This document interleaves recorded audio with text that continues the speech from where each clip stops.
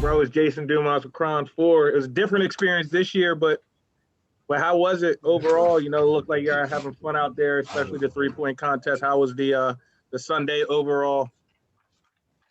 It was awesome. I think having everything on in one night was different, but it was nice to have all the guys who were here in Atlanta on the court supporting each other, trying to bring some energy and having fun. And 3-point shootout was obviously big accomplishment in terms of that last rack and having fun with that and getting the job done, and then turn that into a win and some good shooting during the game. So a successful night all the way around.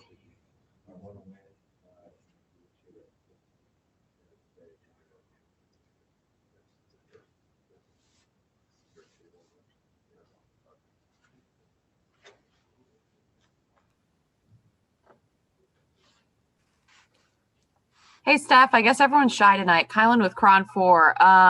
What was it like being a teammate and playing with LeBron for the first time after being his competitor for so long?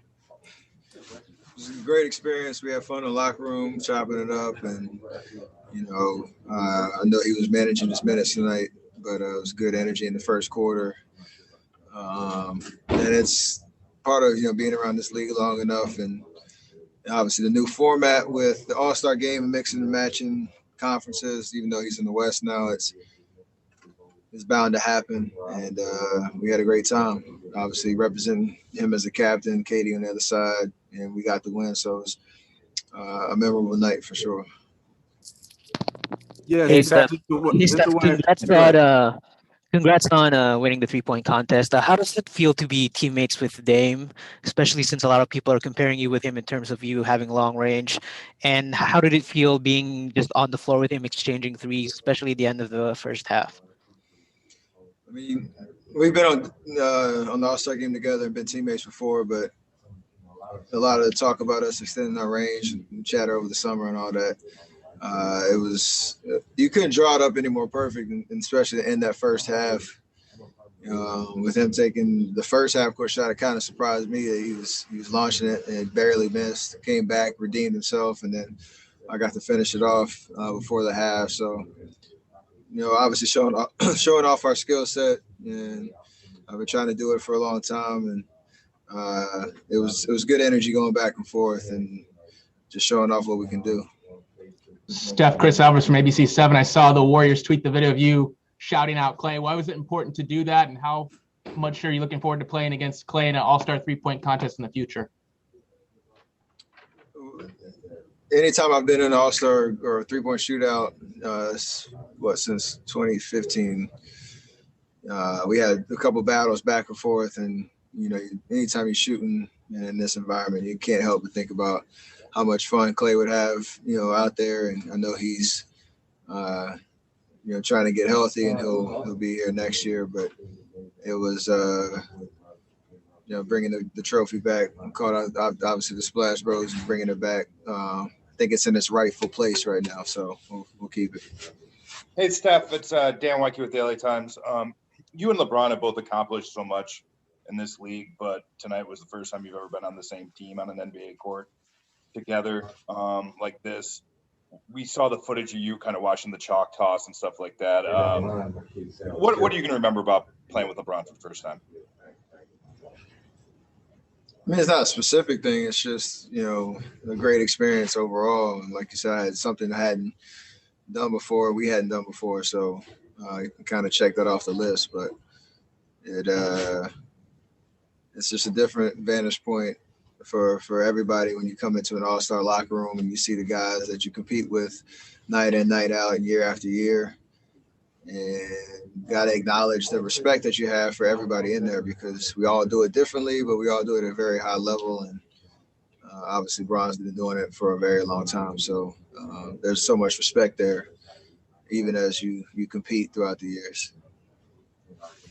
Hey, Steph, Anthony Flores with the energy was different surrounding this whole weekend, and even the game today. Just obviously with the limited number of fans, just how would you describe the energy? Did it feel like an all-star game? Just how did the game feel to you out there?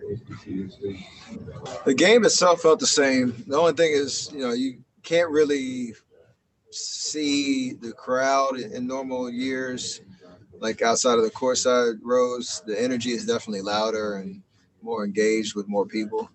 But the only thing I was really missing was like the first, the courtside kind of vibe, the who's who sitting down there and just the energy around the court. I remember watching it last year in Chicago, and that was half the fun of the new format. And the ending was, everybody who was courtside or in that lower part of the state stands, just all locked in and engaged in the game.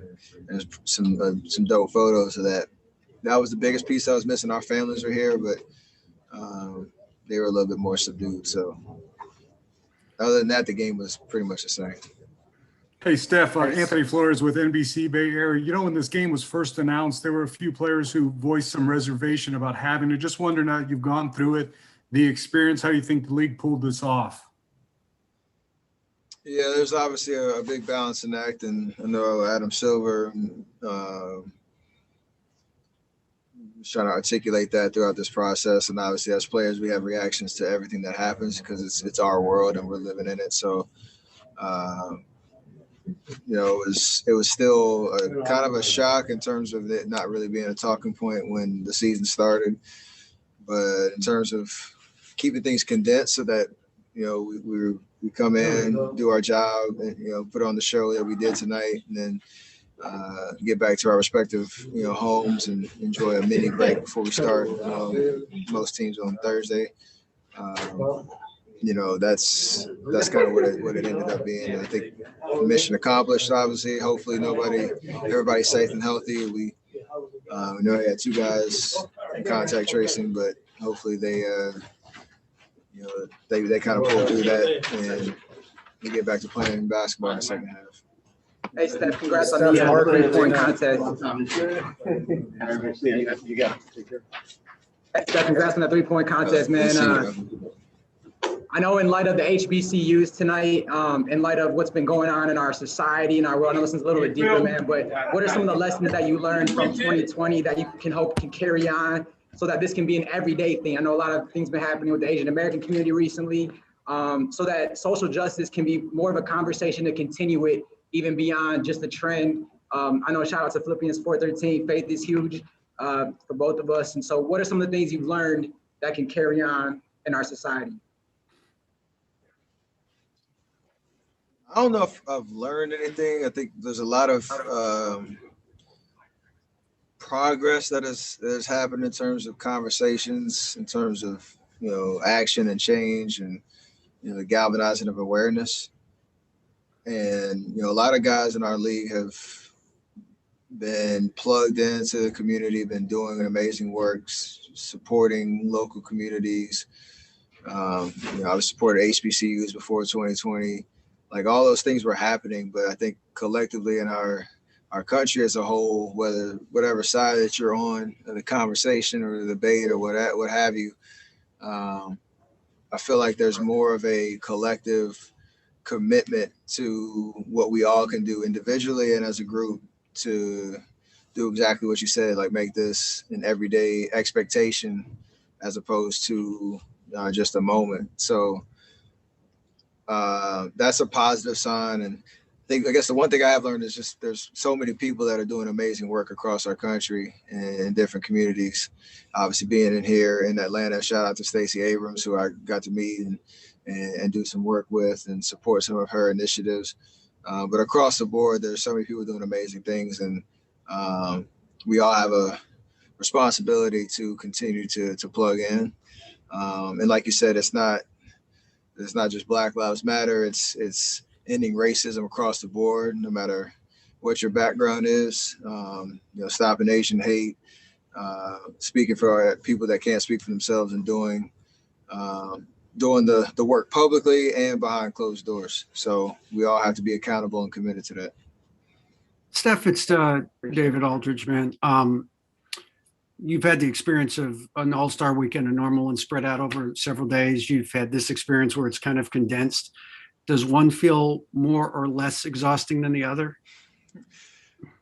Definitely the prior experiences are more exhausting. I would love this experience with just fans and more energy around, the city and the building in a safe manner. But having everything in one night was kind of cool. Hey, Steph, Mark Medina here, USA Today. With you and Dame both doing your thing from deep, to what extent did you guys have any playful back and forth determining which one would be the guy to end the game with a three? It all happens naturally. We didn't even choreograph that at all. I saw as soon as he got the ball, I'm starting to do celebration before he even shoots. Same with me. Just kind of feeling the game out and taking shots that we think we can make. We know we can make, but we're just trying stuff. Hey, Steph, this is Davide from Italy. How happy are you to be back here on this stage on the All-Star game after all you went through?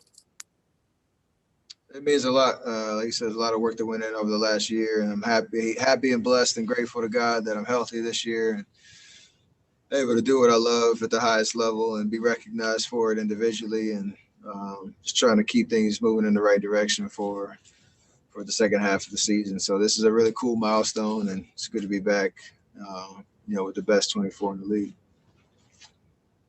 Hey, Steph, you always hold that follow through at that last shot in the 3-point contest. When it left your hand, did you know it was good? Absolutely. And if I would have missed, I would have held my follow through even harder. It felt good. So I'm glad it went in. So it made me look even better. Hey, Steph, it's Rachel Nichols. You keep saying best 24. I know you like playing with all the guys out there, but is there anyone in particular to sort of be on the side of seeing it from within your team, whether it's Giannis or LeBron or any of the guys that sort of experiencing their game from the other direction felt cool to you tonight? I mean, honestly, it's everybody. Because everybody does it differently, and there's a respect across the board for the talent, the skill level, the experience. For everybody that got to suit up here. It was also really cool to see Mike Conley here.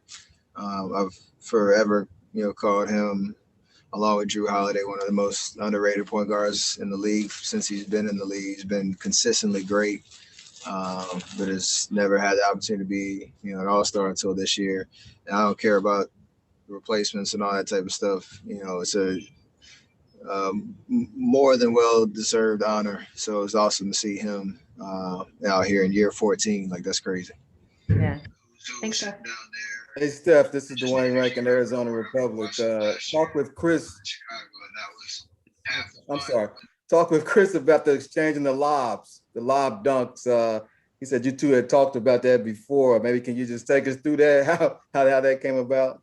That was the only thing that was choreographed tonight. And it was between me, him, and Dame. We were kind of discussing athleticism, if you will, and how we both like to jump. And you could tell we both didn't know what the hell we were talking about, because we were talking about getting oops. We could only do it from one side, so we were trying to find a way to get each of us an opportunity to throw one and catch one. So it happened quick. It was Dame, then me, then CP, and everybody connected. So it was a pretty cool moment to show off whatever athleticism and hops that we still have in our old legs.